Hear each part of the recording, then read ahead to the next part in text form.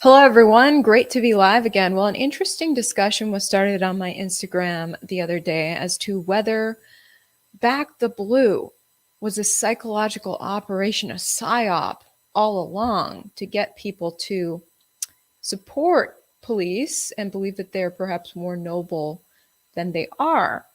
Now, I think there are a lot of noble officers, and there's also a lot of scummy officers. So it's a big conversation to have.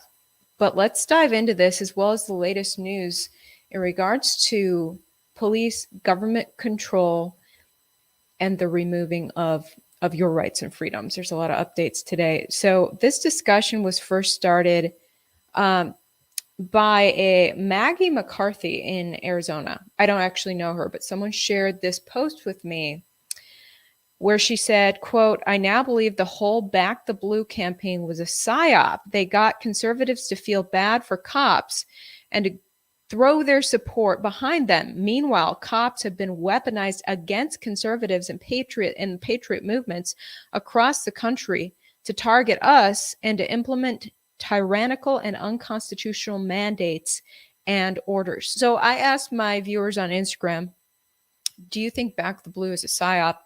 And 76% said yes, they think Back the Blue is a PSYOP. 24% disagreed and did not think so. One of my viewers gave interesting insight. He said, "My answer is a bit nuanced. I don't disagree with her last paragraph. It's very clear that cops have been absolutely weaponized against conservatives. We saw this take place on January 6th. That being said, it's not easy being a cop nowadays. Politicians disarm you even before you get on the job, and the left encourages confrontation with cops. So invariably, every interaction with someone is a potential powder keg situation." So, and I think that's great insight. Me having been around cops a lot as a crime reporter, these past few years have been absolutely demoralizing for police because they they are being told by their higher ups to violate people's constitutional rights more and more. And then they're also being disarmed and demonized. And audiences are made to believe that the cops are out to kill every black person, things like that, that aren't actually true.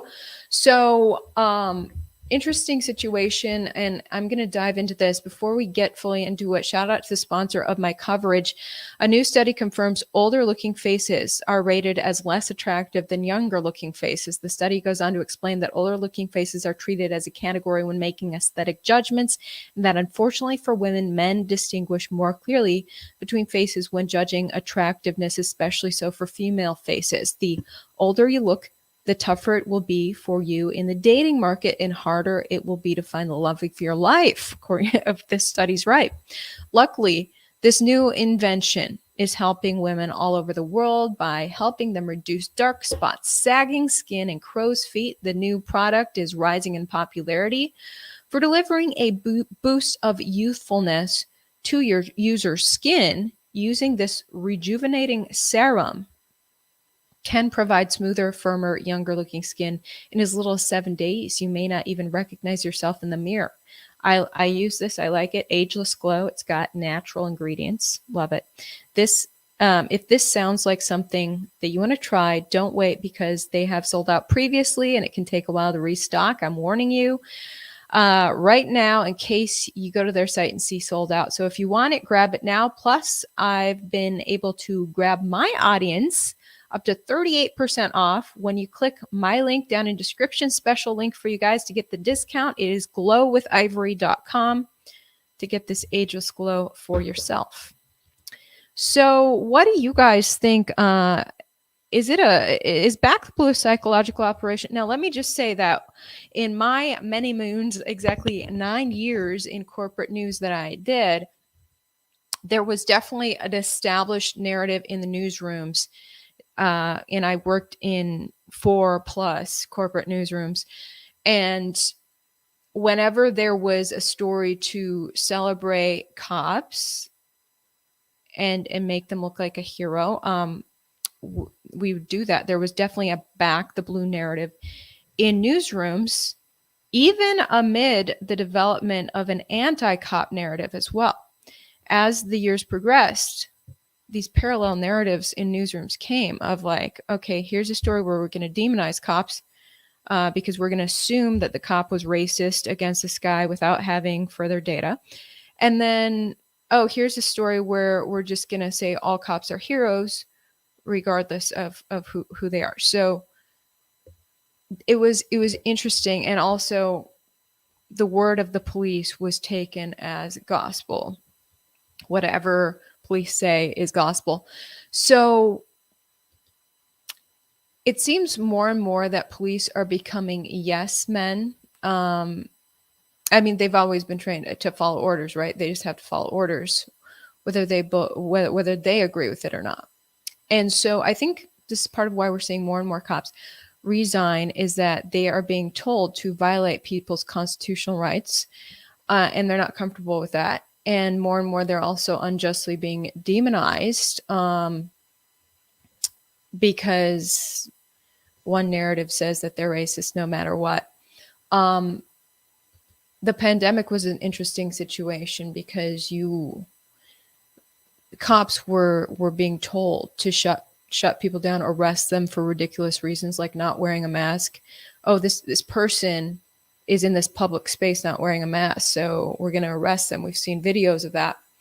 And then the police had to get that needle in the arm, whether they agreed with it or not. So over the years, more and more officers have dropped off the force. A lot of the officers who dropped off the force were the ones who thought for themselves, stood on their own principles, maybe valued the Constitution a little bit more than others. Maybe they had a little bit more courage to stand up. And more police that are left, a bigger and bigger percentage on the police force may or may not be yes men. Okay. Who are still there because they're cowards, because they didn't want to stand up for their own values. Of course, not speaking about everyone, but the more we look into the Uvalde police response to the mass shooting at that Robb Elementary School, the more it seems like we had a group of cowards, especially the leadership. The breaking news coming out in the past day is that the police chief there, who was in charge of the incident, of the response, has now been put on leave. From CNN here, Uvalde School police chief is suspended after weeks of brewing anger over botched response to the gunman. That is Chief Arredondo. Let me show you guys. I'm not sure if you guys know the latest updates, but he kind of said, well, I'm not sure I was in charge. I don't know who was in charge. I don't think it was me. You don't think it was you. People on the scene, officers on the scene, were recorded saying you're in charge. This footage right here, this is the Texas Tribune, 12:04 p.m. on the day of the shooting. This is 31 minutes after the shooter walked in and opened fire. And the officers go on to wait for another 45 minutes after this picture is taken. The officers, well armed, better armed than the gunmen, they don't do anything. They sit there like cowards in the corner of the elementary school, blaming the fact that they don't have a key to get in to the room where the killer is slaughtering children. He opened fire. I believe it was after the initial spray of gunfire that he did. It was 3 or 4 more times. He would wait, several minutes, and then he'd start shooting again. And police would just sit there in the corner like cowards at either end of the hallway. And we're just waiting for the gunman to come out. Well, he was never coming out. He just kept firing more and more after several minutes. My thought is, was he opening fire again because he saw a body move? There, he had shot these people, and then he sees them move. They're not dead yet, so he shoots them again.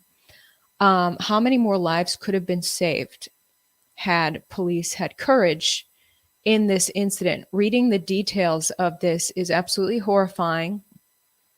The Robb Elementary School shooting, very well documented in this Texas Tribune story. They say that the gunman entered the school at 11:33 a.m. on May 24th. You hear a lot of threes. So 11:33, he enters the school, which is 5 minutes after he crashed his truck outside. Now, in the first 3 minutes after entering at 11:33, he just sprays these two classrooms with bullets. He easily walked into the classroom. The door wasn't locked.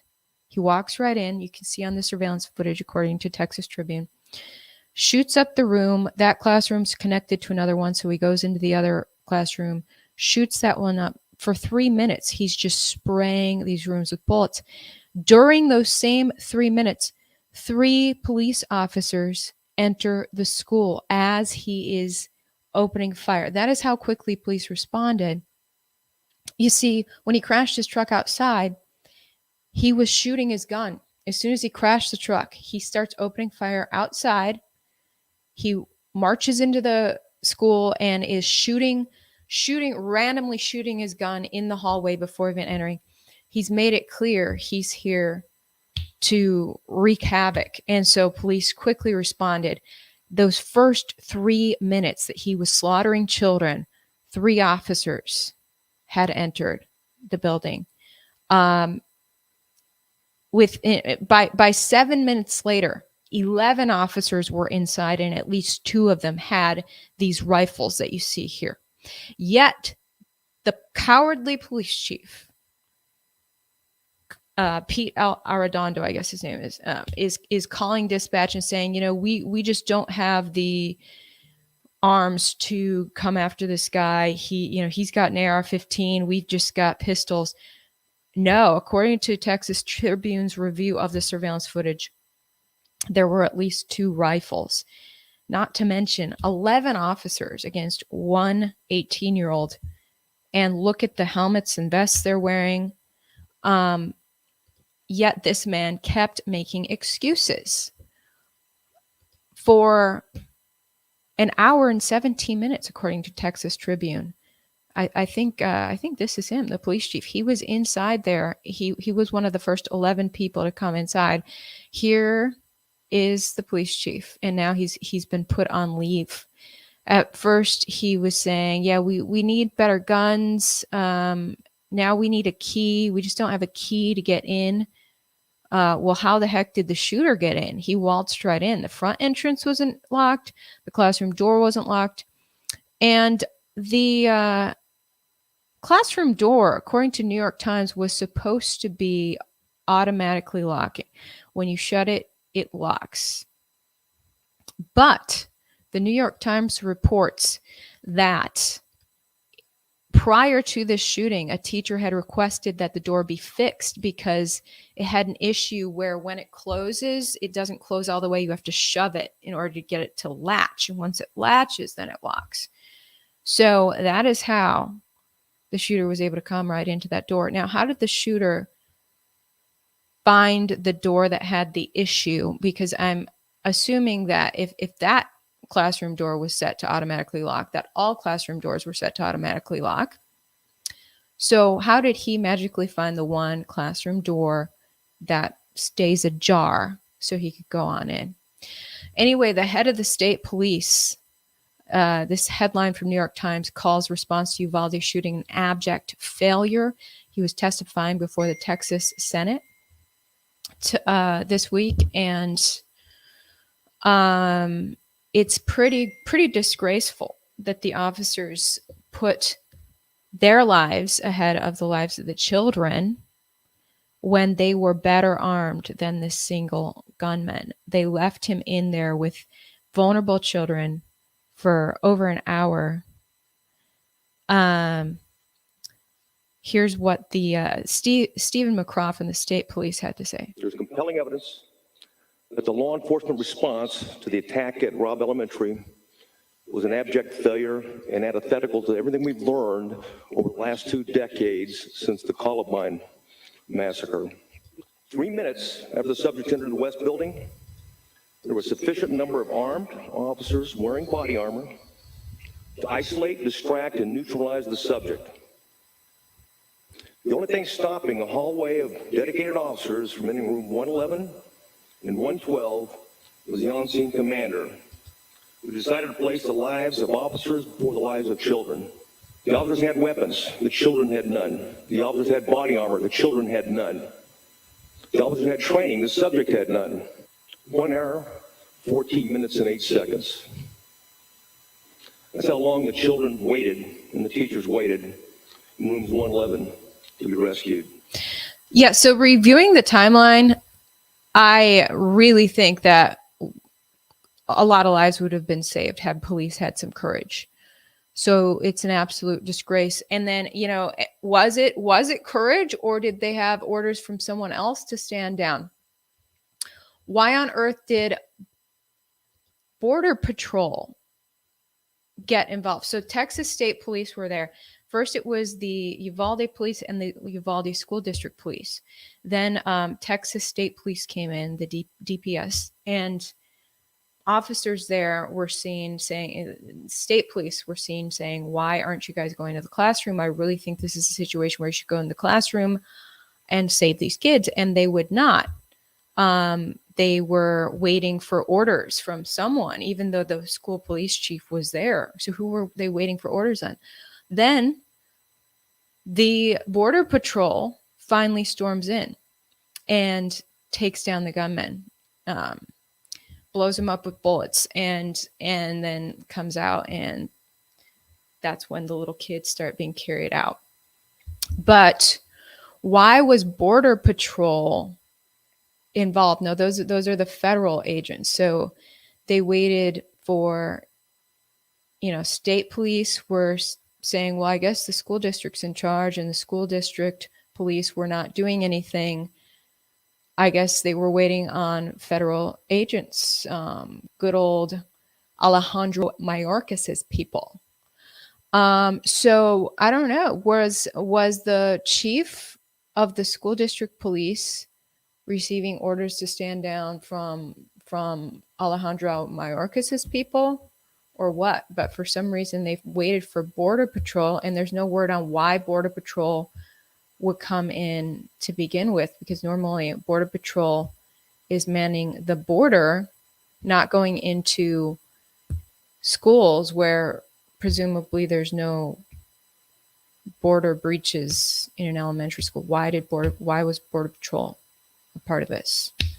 You know, so it's really weird, but it's interesting. In the Texas Tribune's coverage, they say that the shooter was actually planning this since October of 2021. When he was 17, he dropped out of school and spent the next few months ordering some special gear to arm himself, some tactical vest and some things. And then in April, he started buying ammunition, because initially people were like, how did this kid afford all this ammunition so quickly? Well, he had been planning it for months, according to this coverage. And then April, buys up the ammunition, had to wait till he was 18 to buy the AR-15s, I guess. So on his birthday at 18 in May, he buys the AR-15, and then May 14th, he writes on his Instagram, 10 more days. That's all he wrote, allegedly. And then the 24th is when he opens fire 10 days later. So he was dropping these hints on social media that he was going to do this. This is the most evil mind you can think of. Someone who, you know, this was clearly an intentional, well planned out thing where he wanted to kill children for months. This is very dark evil. And the fact that police stood by like cowards listening to kids get shot. They listened multiple times as this guy opens fire, shooting into the kids again, and they did nothing. Just looking at this coverage is absolutely despicable. And they knew that the kids and the teachers were in there because there's this coverage, today.com, Today Show, slain Uvalde teacher's husband tried to save his wife but was detained, had gun taken away. So this teacher on the right, her husband was a police officer. He was in there. He's in the school with the other cowardly officers, and he said, "Hey, my wife says she's shot and she's bleeding out and she's dying. We got to go in." And they apparently wrestled him down, took away his gun, and escorted him out. The one man with the courage to actually go through that door because his own wife was dying. Another one of the officers' child was in there dying, and that officer didn't even go in. What on earth is happening? But I think from the transcripts as written in Texas Tribune, some of these officers wanted to, but their orders were to stand down, and they've been trained and programmed for years to be yes men. So that's where we get back to backing the blue as heroes when they are just yes men. And our police comfortable, our officers comfortable being yes men. When this story first broke, the governor of Texas came out and called the police heroes who valiantly went through those doors and took down the shooter. And when we get into the intricate details, it's not turning out to be that these people were heroic at all. So those first three officers that stormed in, I mentioned, the shooter actually shot at them. They were initially going towards the door. He shot through and grazed two of them with bullets. And after that, the cowardice seemed to kick in, and these guys just stayed in the corner. So that's not heroic. And the governor was reciting lines saying that this was heroic. And in my coverage of crime, a lot of times it's really hard to understand what actually happened. Like, the only reason we know all these details is there was a surveillance camera in the hallway that a media outlet was able to review. But still, Texas Tribune didn't put out the surveillance footage. I'm not sure why. I'm assuming that law enforcement didn't want them to release it, but just said they could review it and write about what they saw. So there's a lack of transparency, but at least we're able to see what actually happened. Now, a lot of times with law enforcement response situations, there's no surveillance footage, so you have to take law enforcement's word for it. And of course, law enforcement is always going to make themselves out to be heroes, and the media just recites what that law enforcement officer said. And so, when the Texas governor said, "Hey, these guys are heroes, they barged in and took down the gunmen," I believed it, and I recited what the governor said, and was like, "Oh yeah, thank God for these heroes taking down this creep." And turns out they actually left those people to die for over an hour. So this potential psychological operation that goes down in the media, it may just be the simple fact that law enforcement is always going to make itself look good when talking to the media about how it handled a crime. And the media can't see exactly what happened itself, so it takes law enforcement's word for it. And then law enforcement always ends up looking better than they actually were in that situation. Oh, by the way, I was looking up psychological operations. Guess what? The Army is hiring. If you want to be a soldier who conducts PsyOps, the Army is hiring psychological operators. Look at that. Get up to 50,000 in enlistment bonuses. This is goarmy.com. Get up to 25,000 in quick ship bonuses. It says here, PsyOp soldiers strategically influence and deceive. Psychological operations soldiers benefit the Army's mission by using unconventional techniques. Guys, this is just the U.S. Army's website. PsyOps are a real thing. Now, let me just say that there are a lot of very noble cops too. Of course, there's a lot of cowards out there, but there's a lot of very brave cops, and I'm not going to throw everyone under the bus. I think there are too many yes men, but let's look at, fighting crime sucks. There are a lot of evil criminals. I don't know if you guys saw this from earlier this month, but the video of the hatchet man in Illinois, I have got to show you guys this. So in an instant, this cop is conducting what appears to be a routine traffic stop, and an unassociated car pulls up, and the man just barges at the cop with a hatchet. The cop responds in a split second to defend himself. It's crazy. Who are you? Woo. Okay, let's go to the full thing here.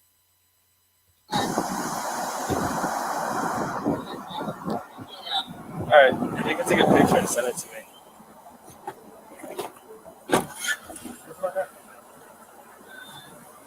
Who are you?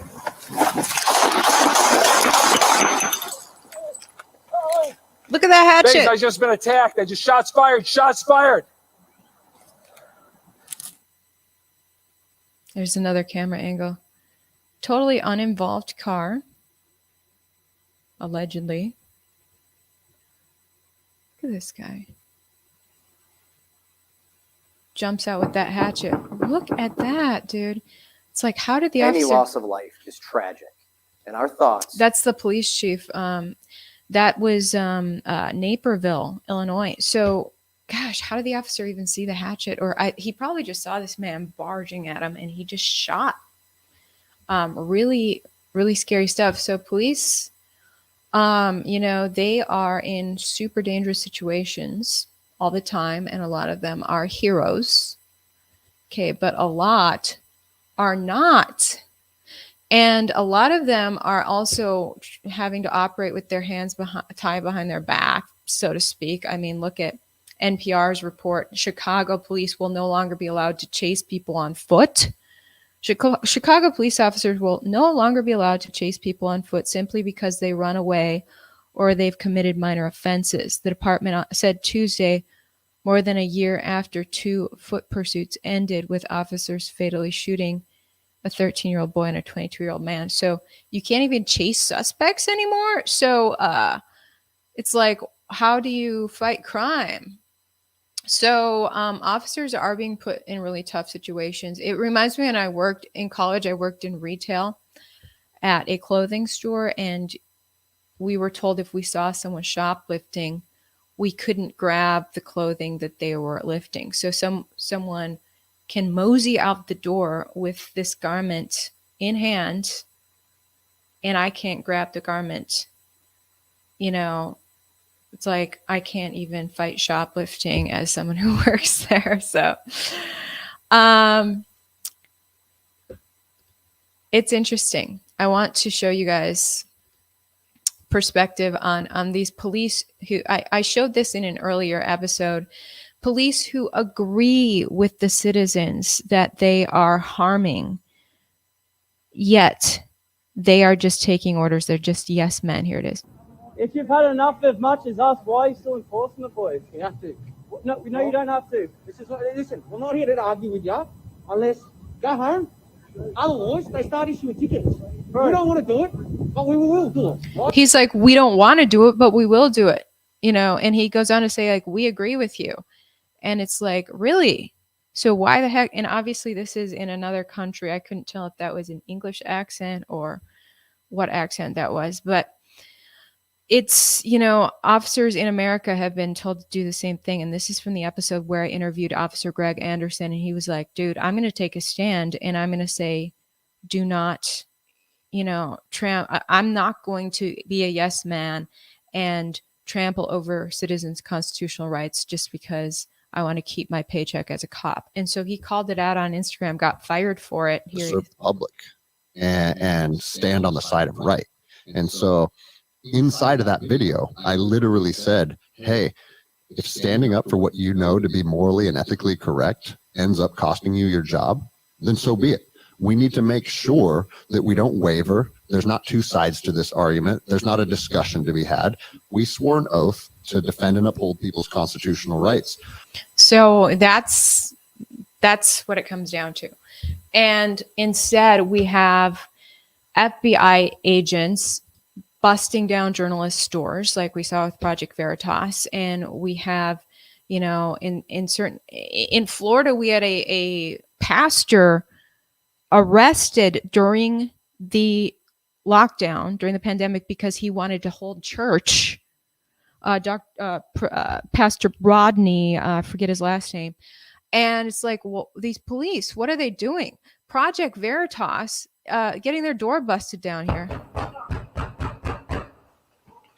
I'm sorry, so what is this regarding? This is a search warrant. Open up. What you're about to see is very disturbing. Yeah, so search warrant, they bust down these people's door at like 4 a.m. Because they need to search for Ashley Biden's diary. Why is the FBI involved in a lost diary? Apparently the word is that Ashley Biden's diary was, she had been at a halfway house.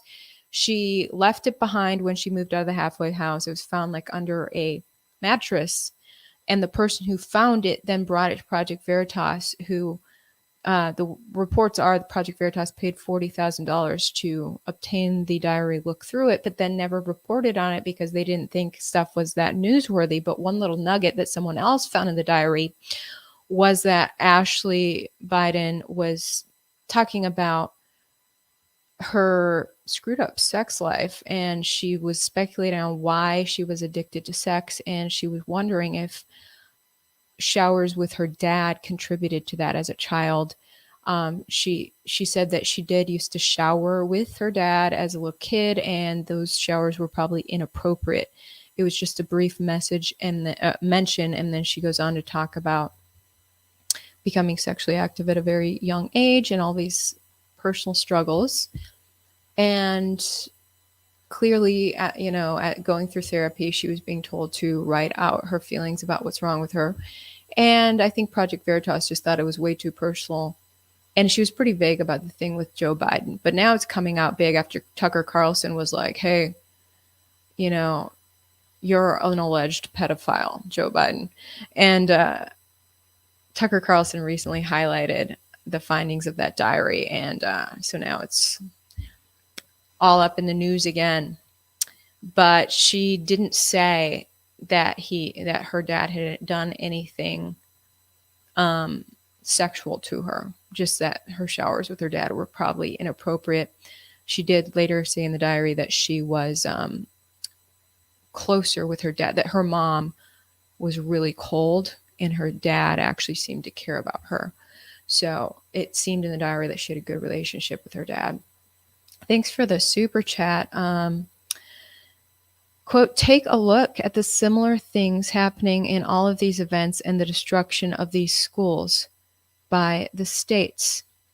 It's just really interesting, the timing of this shooting at Uvalde and then the instant jump to gun legislation. And I want to review what the big stuff that's happening in the Senate, the U.S. Senate. Before that, I got to highlight that, look, the government agencies are arming themselves well. Of course, we know the military is armed, but did you know the IRS is armed? IRS taxes. Why are IRS buying $700,000 in ammo? A new report says. And they quote a recent conversation that Congressman Matt Gaetz had on Fox News. He said it's troubling that in 2022 alone, the IRS has spent around $725,000 in ammunition. He said, call me old fashioned, but I thought the heaviest artillery an IRS agent would be a calculator.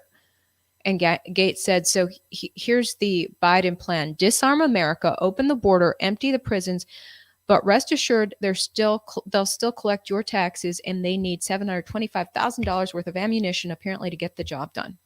According to Gates, the IRS spent $11 million in ammunition in the last decade. There are previous reports on this, about the IRS being armed with AR-15s in case you don't pay your taxes. What, they're going to show up with an AR-15? Wall Street Journal here. Why does the IRS need guns? After grabbing legal power, bureaucrats are amassing firepower. It's time to scale back the federal arsenal. An opinion piece here on Wall Street Journal. This was back in 2016. They said special agents at the IRS equipped with AR-15 military-style rifles. Health and Human Services Special Office of Inspector General agents being trained by the Army Special Forces contractors. The Department of Veterans Affairs arming 3,700 employees. It's interesting they mention Health and Human Services. That's the CDC and the FDA, you guys. Health and Human Services, they've been training special forces within the health department as far back as 2016 in a militant way. Why do health officials need to be militant? This was being highlighted in 2016. What were they preparing for? This is all quite concerning. So government agents are armed well, yet the American people are not supposed to be armed as much anymore. Sweeping new gun legislation that violates your Second Amendment rights. I want to highlight the update from CBS today, and pay attention to the 15 Republicans who voted to violate your Second Amendment right, which says shall not infringe. They are voting to infringe in the Senate. Looks like this is actually going to pass. They have enough Republicans to go to overcome the filibuster. CBS breaks it down here. Pay attention to the senators. If they're in your state, even if they're not in your state, you can write them a letter and tell them whether you agree or not. The first time in decades, this bill expands the category of Americans who are prohibited from owning guns. Tell us what's in this bill.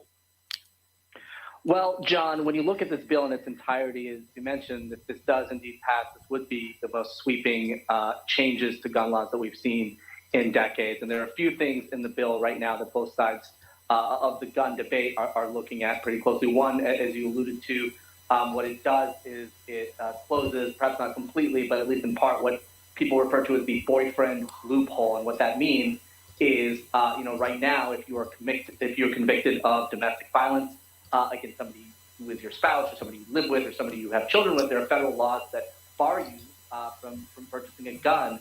But if it's a relationship outside of those bounds, then there is no law for that. This does expand that. We also see money in this bill for mental health programs, money for school security, and money that states can use to implement what are known as red flag laws. These are laws that would prevent people who are deemed dangerous from having firearms. This is something that gun control advocates have deemed dangerous. For a long Who's time. dangerous? So, it doesn't have everything that Democrats who have been pushing on this issue for a long time have called for. This is not a bill that would ban assault weapons, not a bill that would ban high capacity ammunition magazines.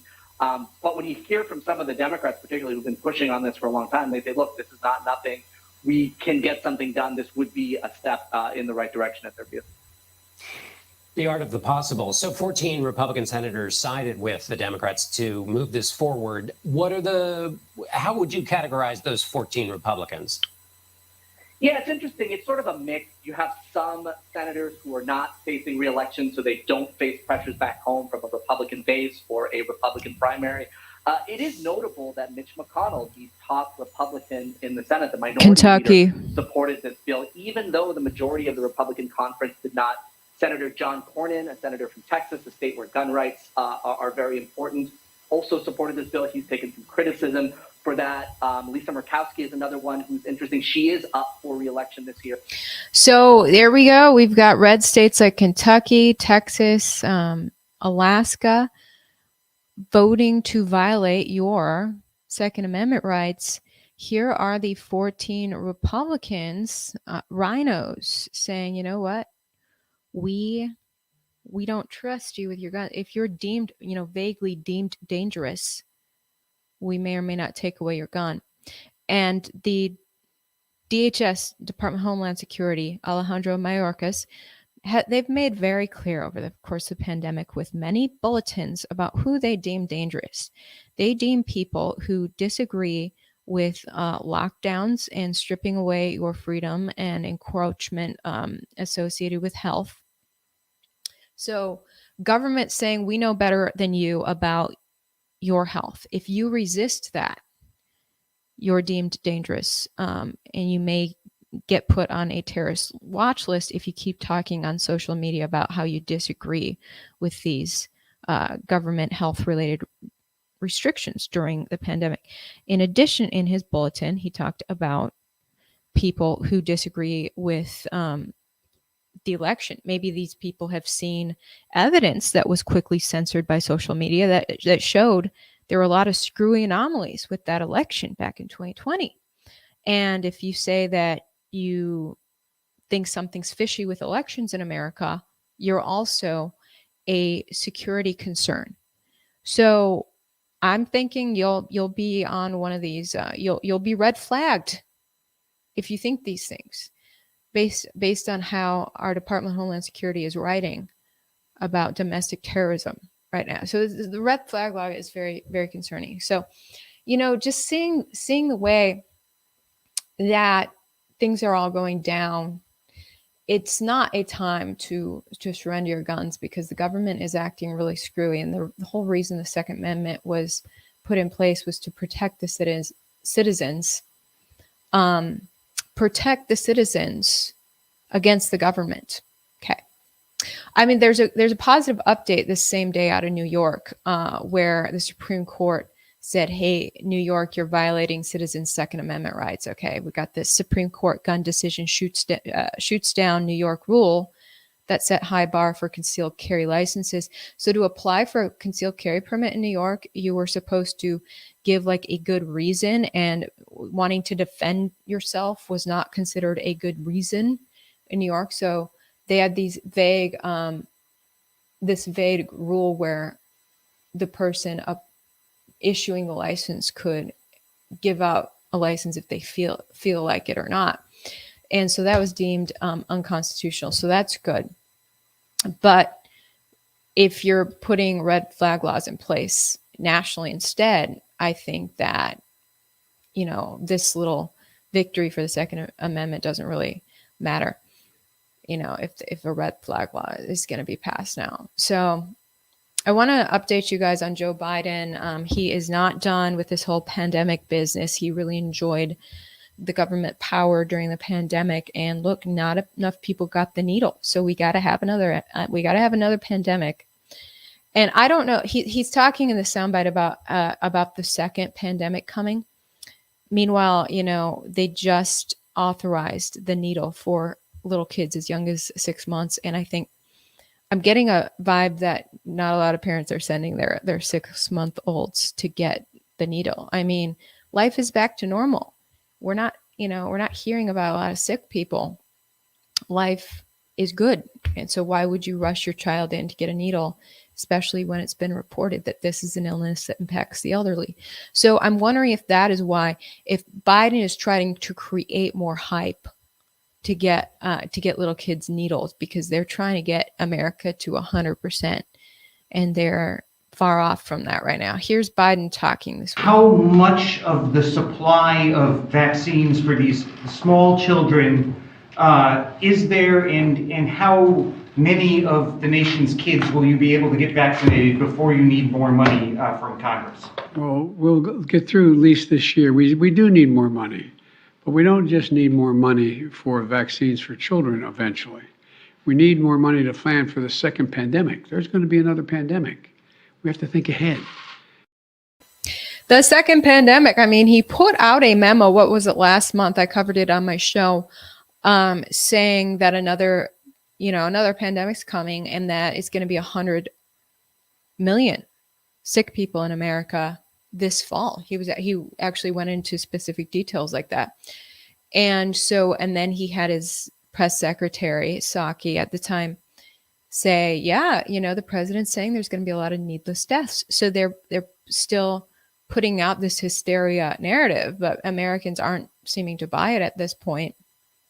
I will say that a couple of ladies I know went on a cruise recently, and you had to be fully needled with, I guess, all 3 needles, and get tested before you get on the ship. Well, they came back from that ship with the illness. They had caught the illness on the ship when they were done with their cruise. So what's going on with cruise ships? Is that like where the illness just starts? Because everyone was tested before getting on. They had all their needles, and then they get on, they get sick, they come off the ship, and hopefully didn't spread it to anyone.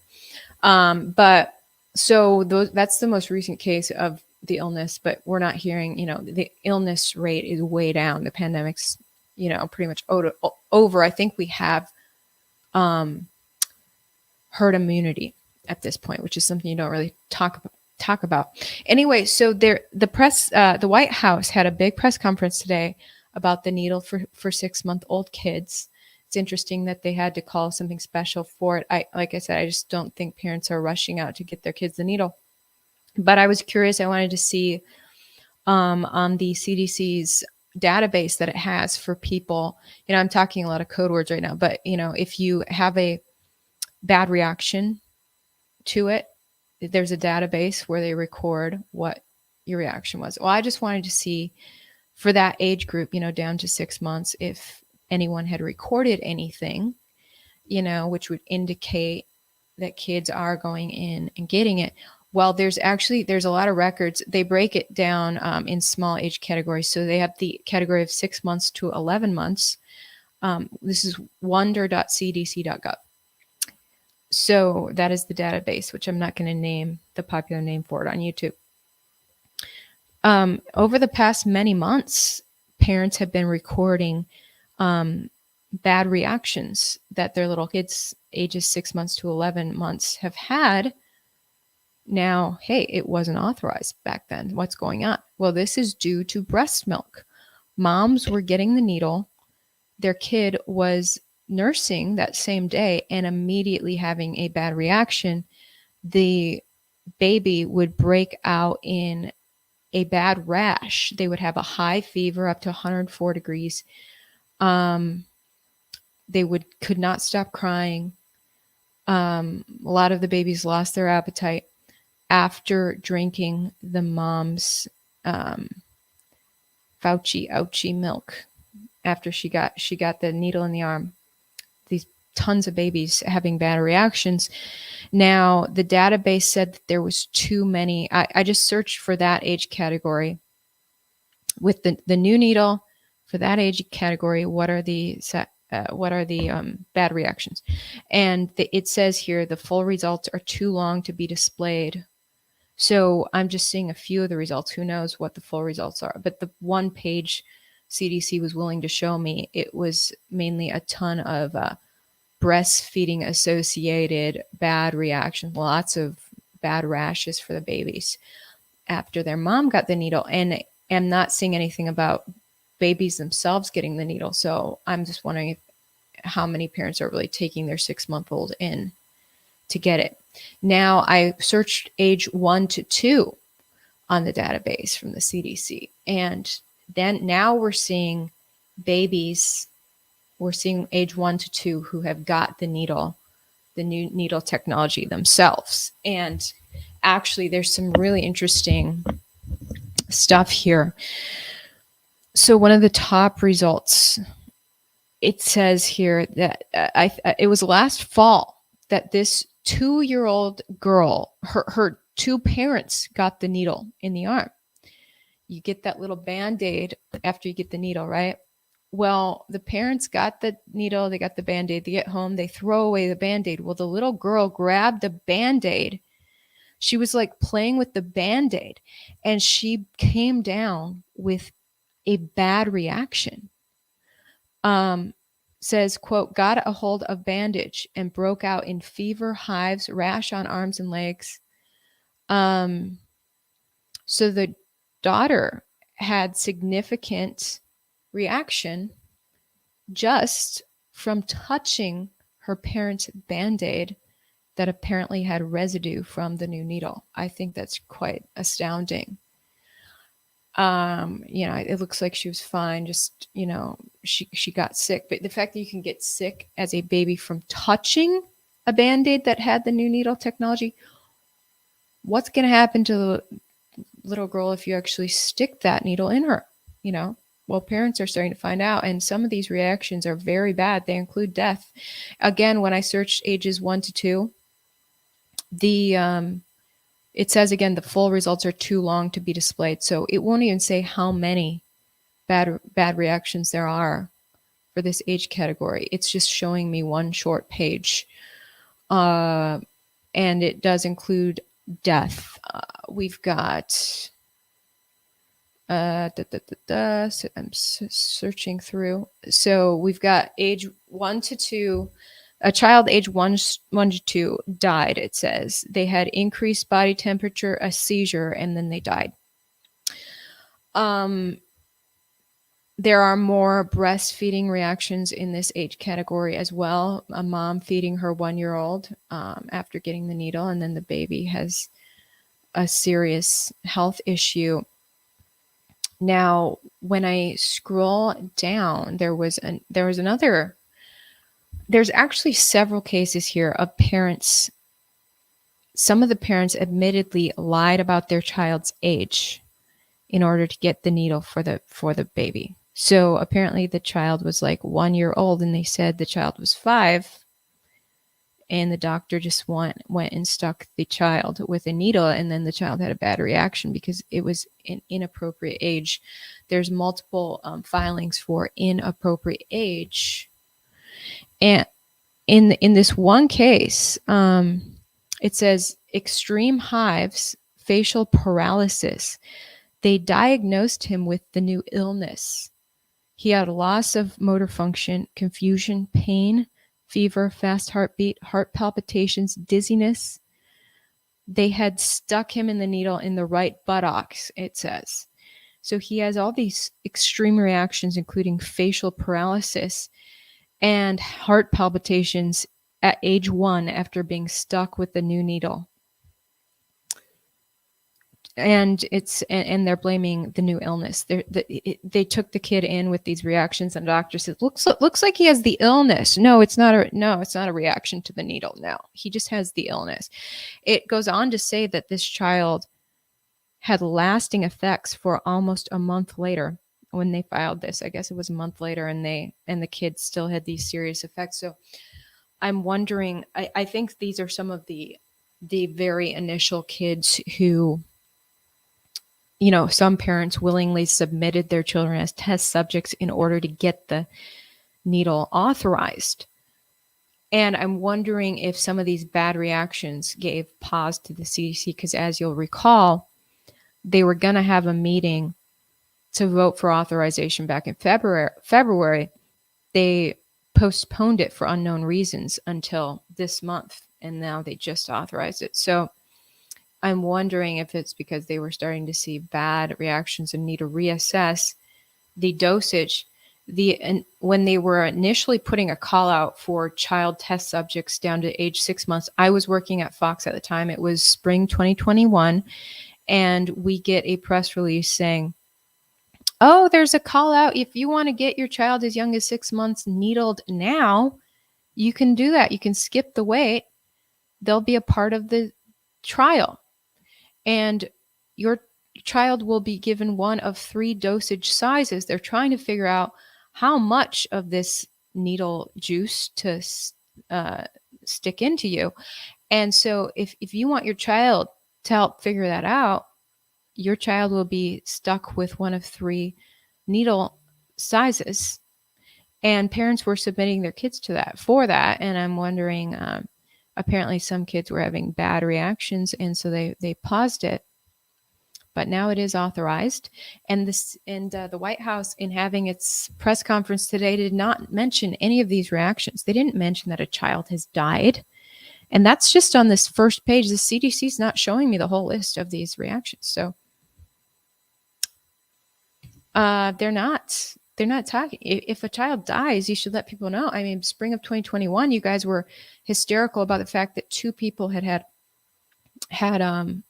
blood clots and survived after the Johnson needle. So I would say a child death is a bigger deal than an adult blood clot where they survive. Let's talk about it. Why aren't you guys talking about this? You know, this child gets a fever has a seizure and then dies immediately after getting the needle. I think the public should know about that. But no, instead, I have to go through, search through this complicated, weird database and risk getting my YouTube taken down for talking about it right now. By the way, that's why the other big YouTube influencers don't talk about this stuff. I dare to talk about it in code words. But this stuff is happening. Parents should be aware that your child could die. But yet the White House didn't mention that at all. Dr. Fauci during the press conference today talked about how the fact, yeah, I did catch the illness, knocked it right out easily. I think I'm such an example of how when you get all your needles, you can overcome the illness very easily. So they talked about that. And when they were asked how many little kids have gotten the needle so far, they didn't have data on that. So who knows if anyone's sending their kid to get that. But if they do send their kid to get that, they should be aware your child may die. Okay. The chances your child dies of the illness, pretty much none, unless your child already has a serious issue like obesity or something. Another one of these reactions was a child that developed a bad headache. 1-year-old with a bad headache after getting the needle goes on to become deaf in one ear. That's another one. These are serious reactions. We should be able to talk freely about this. The White House should have addressed these reactions. A reporter should have been there asking questions about those reactions. But instead, reporters risk losing their jobs if they dare to ask questions about that. Oh, I got into it with my bosses at Fox because I dared to ask questions about these deaths. What the heck is going on in America? It's concerning, you guys. And that's why, I keep talking about this, even though I'm not supposed to. And I really want to talk about positive stuff. I know my YouTubes get really negative sometimes. I don't mean to be negative. It's just there's heavy issues to address that nobody else is, none of the mainstream media is talking about. So I feel called to talk about that. But I would really like to cover some more positive topics and uplift the vibe. I know it gets depressing in America. Sometimes it gets so freaking draining that I can't even do the news. I just need a freaking break from the news, like yesterday. So it gets heavy on my heart too. And I wish all this chaos was not happening in the world right now. I'm looking at your comments. Thank you guys so much for weighing in, giving your support, giving your comments. Thanks for liking, subscribing, and sharing.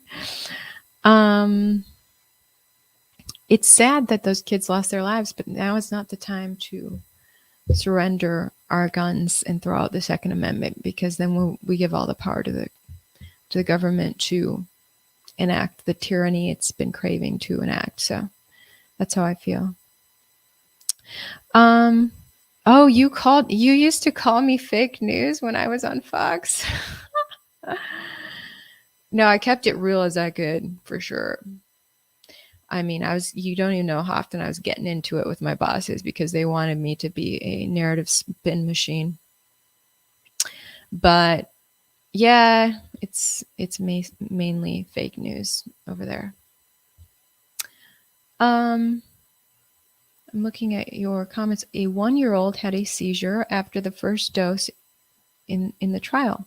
I shouldn't have said the word dose on YouTube. The bots pick up everything. It says they still gave a second needle, per Pierre Corey, who rocks, Dr. Pierre Corey. Wow. It's really sad. Why do they do that? The kid has a seizure. They go on to give them a second needle anyway. What parent is allowing this? Some of these parents, I swear, it's like Big Pharma is their religion. They trust it so wholeheartedly. And they trust doctors so wholeheartedly. Doctors are a glorified WebMD, you guys. Doctors don't know. They just memorize some lines and a hot pharmaceutical sales rep tells them what to prescribe the patient. And that's all the doctor is. So we got to snap out of this programming. I know America programs us to just trust your doctor and trust Big Pharma and trust what's on TV. But I think most of you guys who watch me get that we can't really trust everyone. Okay, I went way too long. I did a whole hour today. Oops. Anyway, we'll be back for more tomorrow. So tune in then. Have a good one.